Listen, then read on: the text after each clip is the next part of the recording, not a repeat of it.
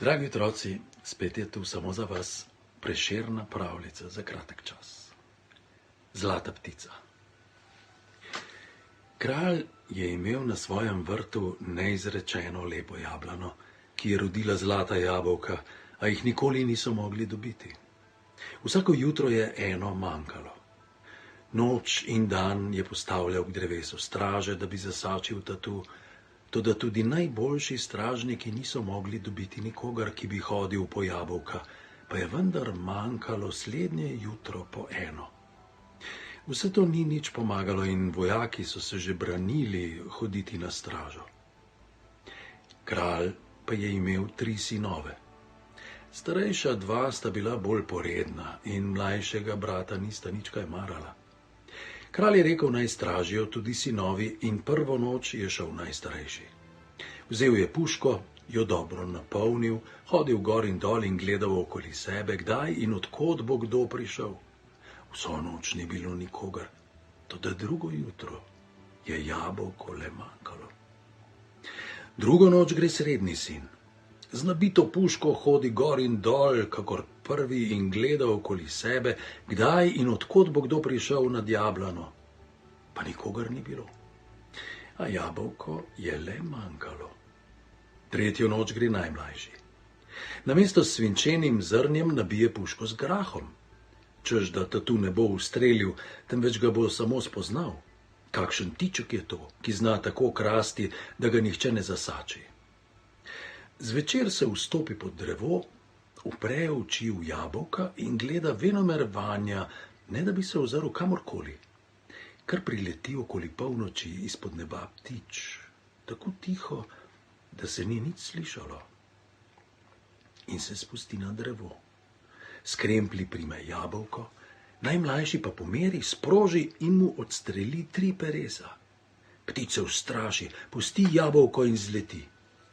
Sin pobere peresa in vidi, da so iz čistega zlata. Ko brata slišita strel, brž vstaneta, pritečeta k mlajšemu in ga vprašata, od kod je prišel tat. On pa jima reče, gledala bi, pa bi ga videla. Nato odide k očetu in mu pokaže tista 3 peresa. Ker so bila peresa zlata, je rekel kralj sam pri sebi, kako lep mora biti šele ptič, ki ima taka peresa. Ker bi ga rad imel, pravi na glas, kdor mi ga prinese, bo kralj. Starejšega je kraljestvo zelo mikalo. Vzel je brašno in puško in šel iskat ptiča.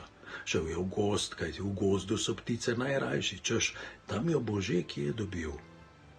Hodil in hodil je po gozdovih in se oziral po drevesih, da bi zagledal ptico, ali zlate ptice ni bilo na nobenem.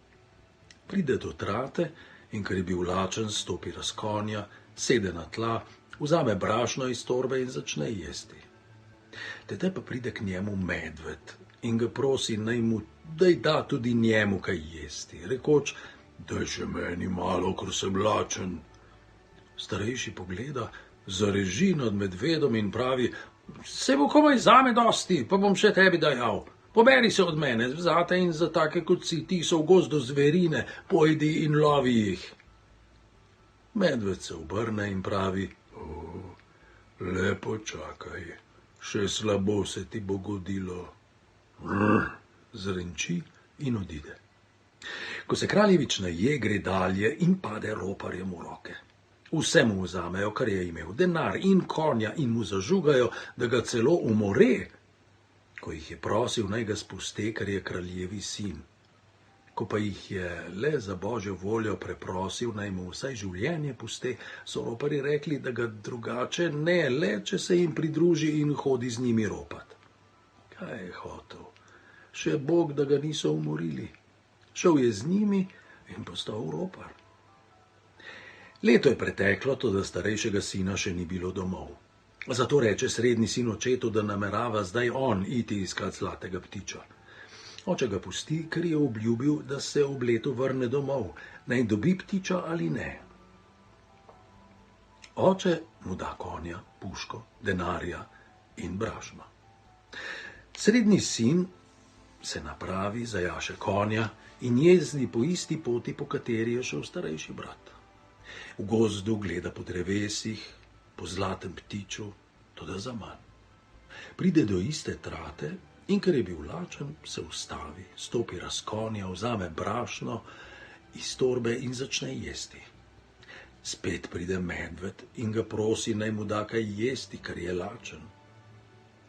Tudi ta ga zapodi kot prvi in pravi: "Poberi se od mene, zate in za take kot si, ti so v gozdu zverine, pojdi in lovi jih." Medved se obrne in pravi: "Le počakaj, še slabo se ti bo godilo." Zarenči in gre. Ko se srednji brat naje, gre dalje in roparji ga dobe. Vzamejo mu vse, kar je imel, denar in konja, in mu zažugajo, da ga celo umore, kajti starejši brat ga je spoznal in se zbal, da bi očetu ne povedal, kaj je on. Ker pa le prosi in prosi, mu prizanesejo, seveda, če se jim pridruži in dela to, kar oni. Kaj hoče, še Bog, da ga niso umorili. Šel je z njimi in postal ropar. Leto je preteklo in tudi srednjega sina ni hotelo biti nazaj. Zdaj reče očetu še mlajši sin, da hoče iti tudi on iskat zlatega ptiča. Oče pa mu pravi: "Dva sta že šla in ju ni nazaj.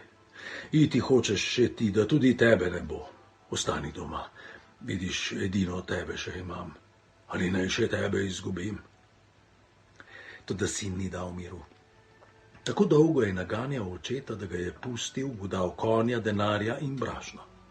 Najmlajši sin je jezdil po ravno isti poti in prišel na isto trato, kjer sta bila prejšnje in poprejšnje leto njegova brata. Stopi s konja, vzame brašno iz torbe in začne jesti. Spet pride medved in ga prosi: "Daj še meni malo, sej vidiš, da sem lačen." Ta pa dobrega srca, kakor je bil, reče: Le tukaj, z menoj jej, kolikor hočeš in kolikor se ti poljubi, bo že kako šlo čez manjka." In medved je jedel in jedel, da je njemu le malo ostalo. Nato seže še v torbo in jo popolnoma izprazni, toda medved spet je, da je bil kraljevič prav malo deležen. Medved pa še ni bil sit. Pravi mu: Daj mi še konja, da ga snem in se najem, ker sem lačen." "Hej," pravi on, "saj bi ti ga dal, pa nimam potem na kom jezditi." Medved odgovori: "Boš pa mene jezdil." Kraljevič pravi: "Kako bom tebe jezdil, ko se mi bo vsak smejal, kdor me bo videl?" Medved pa mu spet odvrne: "Naravnost tja te bom prinesel, kjer je tista stvar, ki jo iščeš." Ko kraljevič to sliši, si misli: "Če ti veš, kaj iščem, tudi veš, kje je." In reče: "No, pa ga snej, da se naješ in lakoto zamoriš." Tedaj plane medved nad konja, ga razmesari in se naje. Ko se je nasitil, mu reče: "Zdaj pa ureži leskovo šibo, ki je v enem letu zrasla. Zajaši me in prinesel te bom do zlatih ptičev."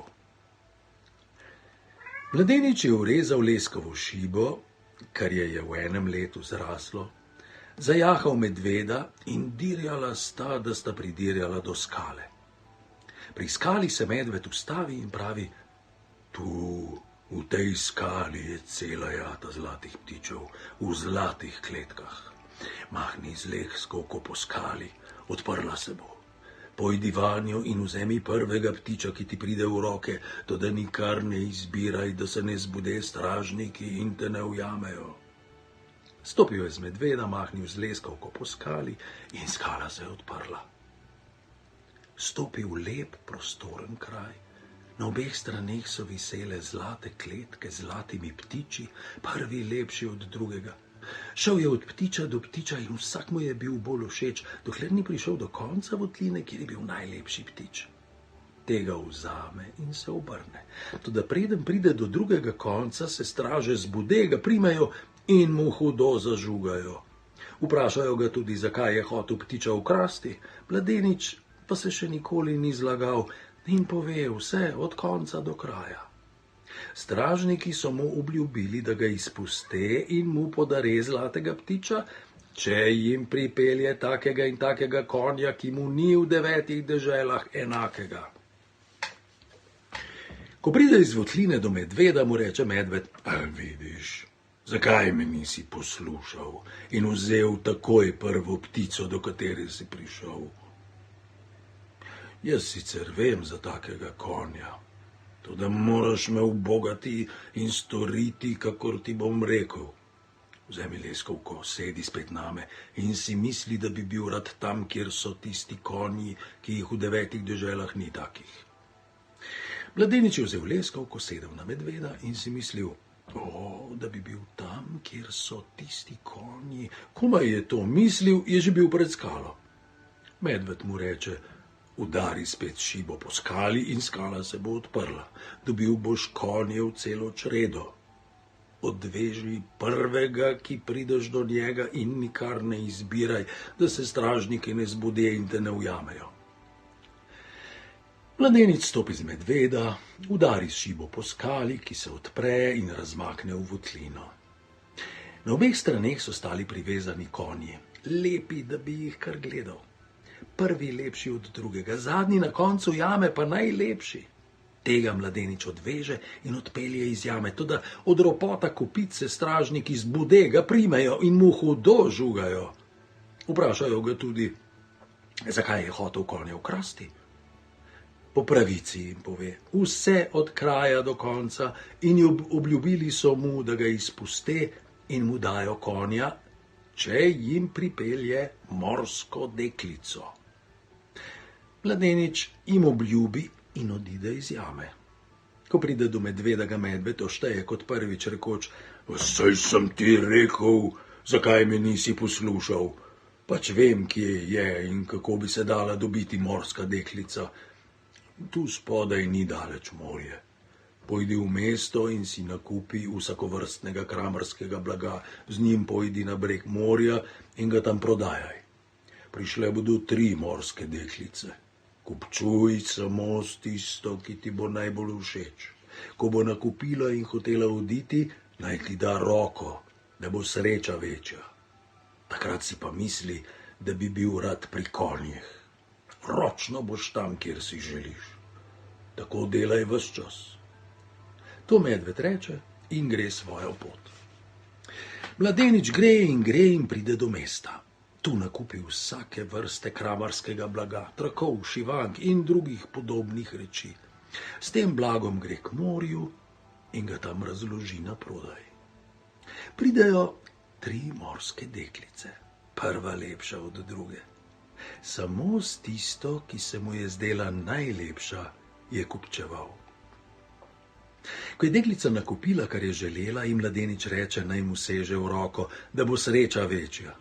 Deklica mu seže v roko, on pa si misli, ko bi bil zdaj pri konjih. In kakor bi trenil z očmi, je bil mladenič z morsko deklico pri konjih. Tam so mu dali prej obljubljenega konja in vsi zamaknjeni so gledali morsko deklico. Pa se je niso mogli nagledati. Mladenič sede na konja in preden gre, jih prosi, da bi še smel deklici seči v roko za slovo. Radi so mu to dovolili, veseli, da so le deklico dobili. On ji seže v roko in si misli, ko bi bil zdaj tam, kjer so zlati ptiči. In kakor bi trenil z očmi, je bil pri zlatih ptičih.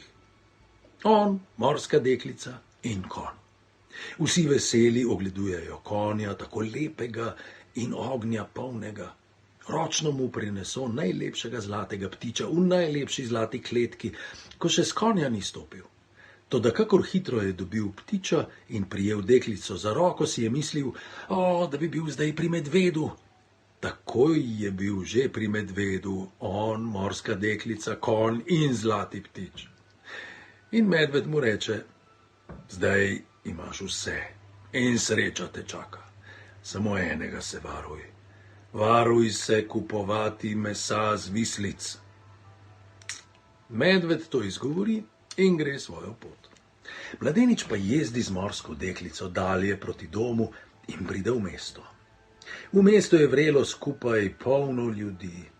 To se mu je čudno zdelo in poprašal je prvega, ko je prišel mimo njega, kaj to pomeni. Ta mu pove, da peljejo dva tatova obesit. Stopi bliže, da bi videl, kdo sta ta dva nesrečnika, tudi v njiju spozna svoja starejša brata. Vpraša, kaj sta storila in povedo mu, da sta zelo veliko pokradla. Smilita se mu, saj sta vendar brata, zato vpraša, ali ju je mogoče rešiti. Pač, mu reče nekdo. Kdor plača še enkrat toliko, kolikor sta vzela.